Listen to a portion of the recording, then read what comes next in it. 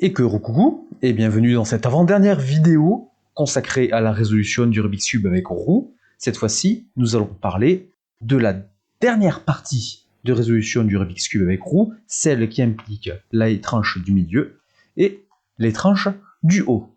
Avant de démarrer, assurez-vous bien que sur la tranche du haut, le centre soit de couleur blanc, soit de couleur jaune. Si ce n'est pas le cas, le Rubik's Cube sera insoluble. Mais pourquoi peneuge? Parce que fraise, très sérieusement. Est-ce que l'on plante un clou avec une feuille de papier? Non. Est-ce que l'on résout justement nos dernières arêtes avec un centre qui n'est ni jaune ni blanc? Non plus. Point barre. À que grou, le centre jaune ou le centre blanc sur le haut? À que grou. Ceci étant dit, deux fois n'est pas coutume, je vais donc m'adresser au six-fopper plutôt rapidement. Alors, pour cette étape de résolution du Rubik's Cube, vous oubliez carrément tout concept d'algorithme et d'OLL. Parce que sinon, c'est un coup à encore une fois appliquer du six-fop sur du roux, et donc de ne pas comprendre la méthode, et au moment où vous vous direz ben alors est-ce que je switch ou est-ce que je switch pas, ben finalement je switch pas parce que finalement c'est plus facile au six-fop. C'est normal, sinon si vous ne captez pas le truc. Bon, plus sérieusement, en fait, on parle surtout d'intuitivité pour cette étape du Rubik's Cube. Je vais montrer une manière bête et méchante de le faire, mais en réalité, à terme, il faut limite créer ses propres moyens de résoudre justement les arêtes pour l'orientation ou pour la permutation. C'est avec le temps, avec l'expérience, avec le feeling, avec l'intuition qu'on commence à capter des trucs pour pouvoir optimiser soi-même, puis après on pioche de ci, de là des idées. Mais ça, vous allez voir ça tout à l'heure. Mais toujours est-il, vous oubliez les OL. Hey, salut, c'est le peneuge du futur du dans 2 minutes. J'ai oublié un petit détail. À partir de maintenant, vous allez devoir attraper votre cube de cette manière. Prenez votre main gauche et vous tenez la tranche de gauche sur cet emplacement-là, sur la partie noire, avec votre pouce et votre index, pour utiliser votre majeur et votre annulaire pour faire les M2, pour faire les mouvements de la tranche du milieu. De fait, vous vous retrouvez avec votre main droite complètement libre pour pouvoir attraper votre cube ainsi et avoir vos deux doigts qui utilisent la tranche du haut. Les U2, vous les faites comme ceci ou comme ceci. Et même, j'en profite pour vous montrer un petit bonus finger tricks. Les U', vous pouvez les faire comme ceci ou comme ceci. Voilà. Hop là, hop là, hop là, hop là, hop là. Et vous pouvez même faire le U2 comme ceci. Voici. Donc vous choisissez une main pour la tranche du milieu et une main pour la tranche du haut. Vous pouvez faire l'inverse, bien entendu. Alors moi, je n'ai pas trop l'habitude, du coup, ça va être un peu compliqué, mais ça se fait plutôt. Vous pouvez faire l'inverse. Mais moi, je vais vous montrer les tutos comme cela. Et déjà que c'est plutôt la torsion du cerveau, je vous conseille de faire comme moi. Mais vous pouvez faire l'inverse. Il faudra juste visualiser en miroir. Vous comprendrez tout à l'heure. Allez, sur ce, on reprend. À ce moment-là, nous allons donc orienter nos arêtes. Mais du coup, nous allons devoir repérer qu'est-ce qu'une arête bien orientée et qu'est-ce qu'une arête mal orientée. Une arête bien orientée, donc là nous avons 4 arêtes justement qui sont ici, et en bas nous avons 2 arêtes, parce que ça les arêtes ici ce sont les arêtes des blocs, et celles-ci on s'en fout, elles sont déjà résolues. Donc 2 arêtes ici, 4 arêtes ici, 6 arêtes en tout, et nous avons besoin d'avoir 6 arêtes bien orientées.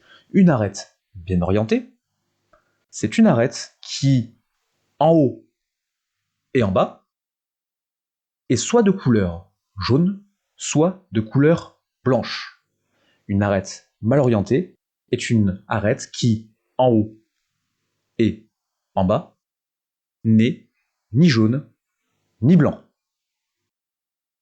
Et donc c'est comme ça qu'on va le repérer. Par exemple, là, nous regardons là-haut, du coup, là nous avons une arête qui est jaune, elle est bien orientée. Là nous avons une arête qui n'est pas jaune, elle est mal orientée. Là nous avons une arête qui n'est pas jaune, elle est mal orientée. Là nous avons une arête qui est jaune, elle est bien orientée. Nous regardons en dessous. Là nous avons une arête qui n'est pas jaune, elle est mal orientée. Là nous avons une arête qui n'est pas jaune, elle est mal orientée.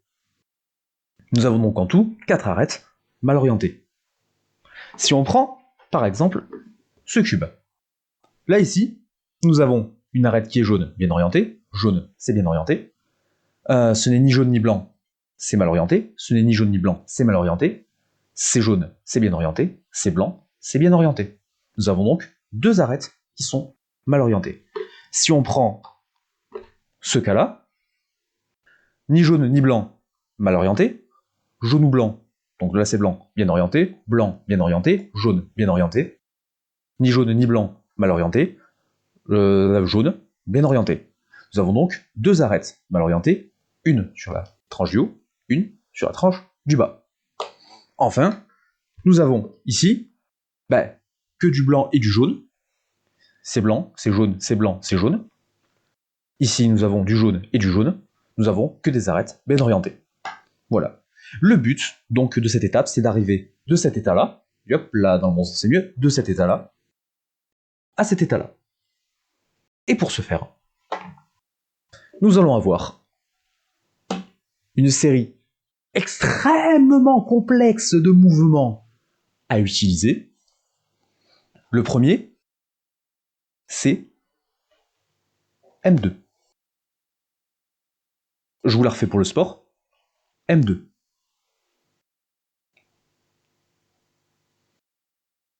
Le deuxième mouvement extrêmement complexe à utiliser, c'est N', U, M'. Voilà. Avec juste ces deux types d'enchaînement, M2 et M', U, M', donc je leur fais M2, M', U, M', on a tout ce qu'il faut pour pouvoir bien orienter nos arêtes. Et pour ce faire, c'est comme précédemment, nous allons devoir faire de la reconnaissance de forme, pour ainsi dire. Ainsi donc, je vais donc vous montrer chaque cas d'arête mal orientée et le moyen de le résoudre. Le premier cas d'arête mal orientée, c'est ce que l'on appelle dans le milieu la flèche. Pourquoi la flèche? C'est parce que comme vous le voyez, nous avons trois arêtes mal orientées, ni jaune ni blanc, ni jaune ni blanc, ni jaune ni blanc, jaune, ici. Et règle absolue dans le joyeux monde du Rubik's Cube, si nous avons trois arêtes, un nombre impair d'arêtes mal orientées là-haut, alors nous avons un nombre impair d'arêtes mal orientées en bas. Oh, que la surprise! Et donc la flèche, c'est lorsque nous avons trois arêtes mal orientées et qui forment un triangle, ou pour ainsi dire une flèche. Là, nous avons les deux plumes, et là, nous avons la pointe. Et ce que nous faisons, c'est que cette pointe, elle doit se diriger vers une arête mal orientée en bas. Donc là, en bas, je vous ai montré le cas le plus simple. Nous avons l'arête mal orientée qui est en face de nous. Nous faisons pointer notre arête, notre flèche vers cette arête mal orientée. Et nous utilisons l'enchaînement que j'ai montré tout à l'heure, M', U, M'. Et paf, nous avons toutes nos arêtes qui sont orientées. Maintenant, l'autre cas de flèche. Nous avons donc cette flèche-là qui est magnifique, mais là, si nous regardons en dessous, nous avons l'arête mal orientée qui est derrière.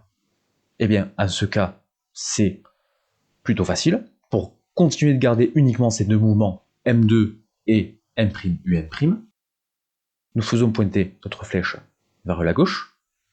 Nous faisons un M2. Là, nous avons deux arêtes mal orientées, du coup. Et ensuite, ce que nous faisons, c'est que nous faisons pointer une branche sur le côté et une branche là-haut. En fait, non, autant pour moi, une branche là-haut, fait pointer une branche de ces deux-là là-haut, l'arête mal orientée est derrière, de ce côté-là. J'espère que je me suis fait comprendre. Nous refaisons un M2. Et là, nous avons le cas de la flèche que je vous ai montré tout à l'heure. Une flèche et une arête mal orientée en bas qui est devant nous. Je fais pointer ma flèche, M', U, M', et là, c'est réglé. Je vous remontre ça pour la forme. Flèche, arête mal orientée derrière. Je fais un M2 après avoir fait pointer ma flèche sur le côté. Ensuite, je mets une arête mal orientée. Finalement, on s'en moque de laquelle, du coup. Du moment qu'on a une arête mal orientée qui est là-haut, on fait un M2, car ça l'amène, du coup, ici. M', U, M'. Voici. Cas suivant.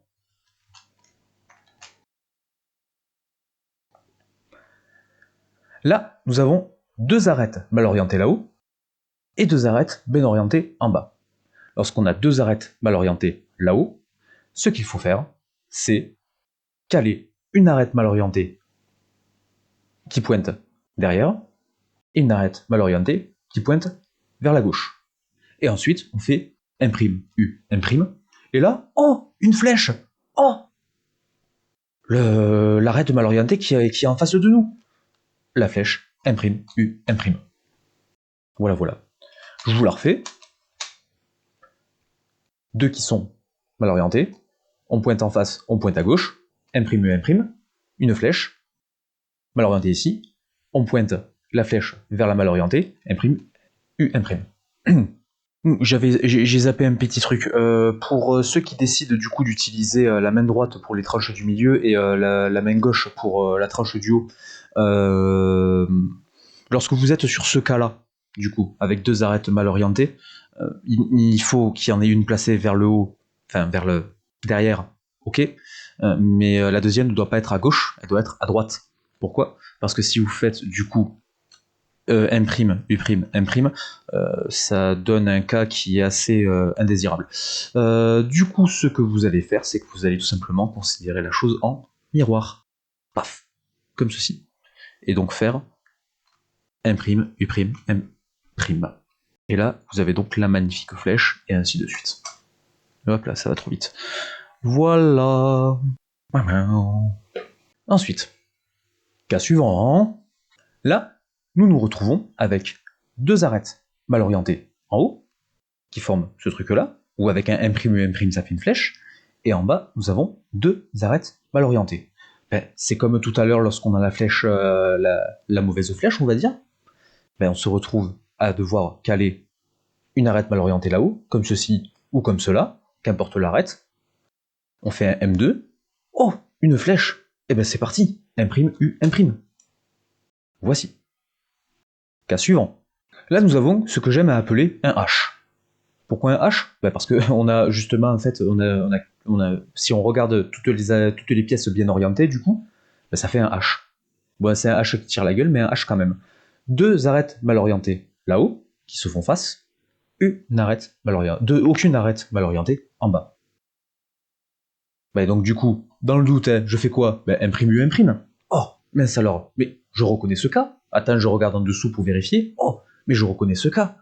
Je mets une arête là derrière, je fais un M2, j'ai ma flèche, imprime, U, imprime.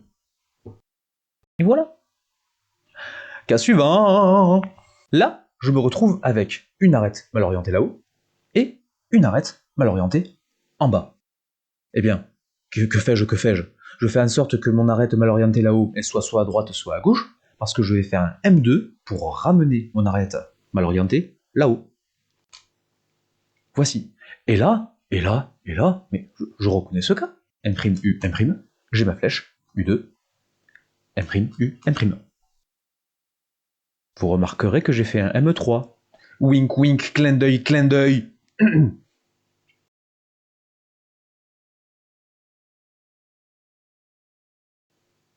Cas suivant.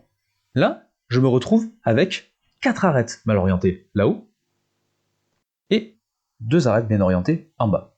Alors, je fais quoi ? Dans le doute, imprime, U, imprime. Voilà. Oh, mon Dieu, un cas que je reconnais. Je fais un M2. Très bien. M3. Oh, un cas que je reconnais. Imprime, U, imprime. Ma foi, encore un cas que je reconnais. Imprime, U, imprime. Voilà, voilà. Cas suivant. Alors là, je me retrouve avec un H là-haut. Je connais ce cas. Mais attention, faut regarder en bas. Oh, bon Dieu, il y a un H en bas aussi. 4 arêtes mal orientées en tout. 2 en haut, 2 en bas. Que fais-je dans ce cas-là ? Dans ce cas-là, c'est tout bébête.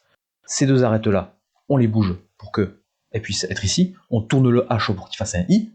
Et ensuite, un petit M2. Et là, je reconnais ce cas. Imprime U, imprime. Oh, mais je reconnais ce cas. M2. Oh, mais je reconnais ce cas. Imprime U, imprime. Oh, mais je reconnais ce cas. Imprime U, imprime. Cas suivant. Alors là, c'est la totale, les gars. Là, c'est la totale. Aucune arête bien orientée. Là, on a le tout. Le H en bas et le... On va appeler ça un damier. Ouais, allez, on va appeler ça un damier. Mais là, je fais quoi ? Pourquoi se poser la question ? Imprime U, imprime. Oh, Mon Dieu, une arête mal orientée là-haut et une en bas. Je reconnais ce cas. Je fais jarter ici ou là mon arête mal orientée. Je fais un M2. Oh, mince alors. Mais ça fait pas la forme habituelle. Mais c'est pas grave. Je tourne mon cube jusqu'à ce que ça fasse la forme que je connais. Qui pointe vers le haut, qui pointe vers la gauche. M'U, M'. Oh, mon Dieu, une flèche. Je la reconnais la flèche. Eh bien, dans ce cas-là, je fais pointer ma flèche vers le coin qui est mal orienté en bas. M'U, M'. Et c'est réglé. Messieurs, dames, je vous ai montré tous les cas auxquels vous êtes confrontés. Et comme vous le voyez, je ne fais que utiliser des M2 et des M'U, M'.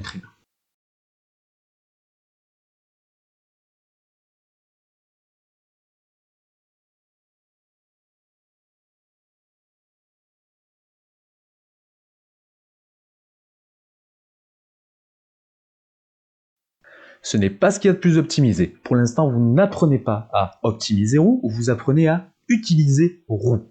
Le petit indice que je vous ai donné, si vous vous souvenez bien, quand on fait 3 fois une tranche dans le même sens, c'est comme si on faisait une fois la tranche dans l'autre sens. Si je fais un M3, c'est comme si je faisais un M.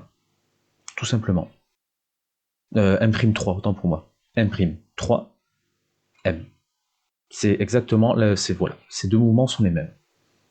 Alors dans ce cas-là, petit bonus, d'ailleurs, voilà. Si vous avez envie d'apprendre à utiliser les tranches M, alors vous pouvez utiliser votre index comme ceci, ce qui est plutôt déconseillé. Bon, au début, vous pouvez le faire, mais lorsque vous voudrez accélérer, il va falloir apprendre à utiliser là, j'utilise mon majeur ou j'utilise mon annulaire, là. Voilà. Pour pouvoir utiliser les mouvements M, comme ceci.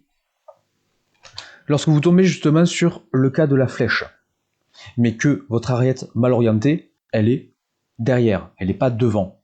Bah, si on fait M'U, M' pour pouvoir orienter quand l'arête elle est devant, bah, lorsque l'arête elle est derrière, on pointe la flèche M'U, M. Et bien, vous savez quoi? Je peux même vous dire qu'on peut faire aussi M'U', M. C'est pareil, les U ou U', c'est pareil. Voilà, voilà.